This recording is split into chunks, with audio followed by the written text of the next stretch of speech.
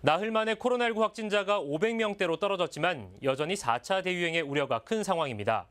정부가 수도권 지역의 사회적 거리두기 2단계를 3주간 연장한다고 밝혔습니다. 자세한 내용 취재기자 연결해 알아보겠습니다. 엄종규 기자. 네, 보도국입니다. 네, 코로나19 확진자가 600명대로 이어지다가 나흘 만에 500명대로 내려왔습니다. 현황 전해주시죠.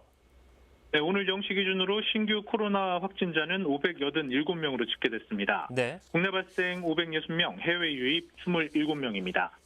나흘 만에 500명대로 내려왔지만 전문가들은 감염 확산세가 심상치 않다며 4차 대유행 조짐이 보이고 있다고 분석했는데요. 날씨가 따뜻해지면서 인구 이동이 증가하고 있는 데다 지역사회 내 잠복 감염도 상당한 것으로 보여 당분간 확진자 규모가 더 커질 수 있다는 전망이 나오고 있습니다. 네, 그렇군요. 한편 오늘부터 사회적 거리 2단계도 연장이 됐죠? 네, 정부는 현재 시행되고 있는 사회적 거리두기를 수도권의 경우 2단계 그대로 연장하기로 결정했습니다. 이번엔 3주 연장으로 다음 달 2일까지 이어집니다. 수도권 지역의 경우 2단계 연장으로 유흥시설에 대한 영업금지 조치가 내려졌고요. 지난해 말 도입된 5인 이상 사적 모임 금지 조치도 함께 연장됩니다. 동거가족과 직계가족 또는 영유아를 포함한 모임은 지금처럼 8인까지 허용됩니다. 또 식당과 카페, 노래 연습장 등 다중이용시설 영업시간도 기존과 같이 밤 10시까지로 적용됩니다. 다만 상황이 악화될 경우 영업 마감 시간을 1시간 앞당기기로 정한 상태입니다. 네, 엄 기자, 마지막으로 아스트라제네카 백신 접종이 재개되는 가운데 30세 미만에 대한 백신 접종은 제한됐죠. 이 소식도 자세히 전해주시죠.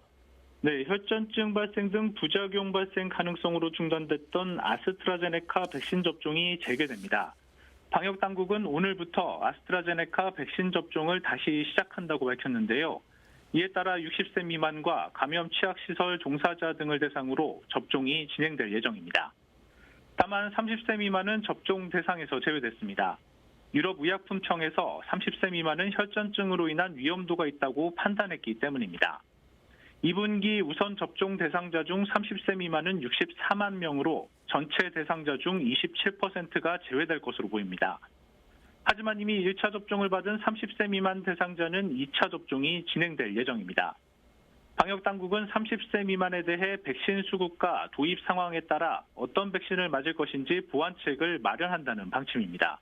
지금까지 코로나19 소식 전해드렸습니다. 네, 엄정규 기자 잘 들었습니다. 지금까지 코로나19 관련 소식 살펴봤습니다.